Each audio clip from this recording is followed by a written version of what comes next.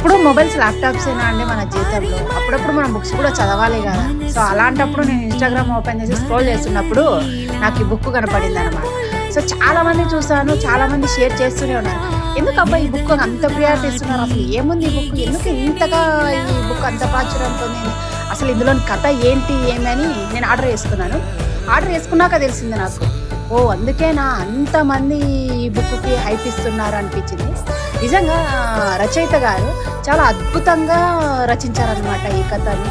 ఆ కథలో ఉండే సన్నివేశాలు అయితేనేమి, నెక్స్ట్ సంభాషణలు అయితేనేమి చాలా చాలా అద్భుతంగా రచించారు. నిజంగా ఒక మంచి ఫీల్ గుడ్ బుక్ని చదవమన్న ఫీలింగ్ అయితే మనకు వస్తుంది.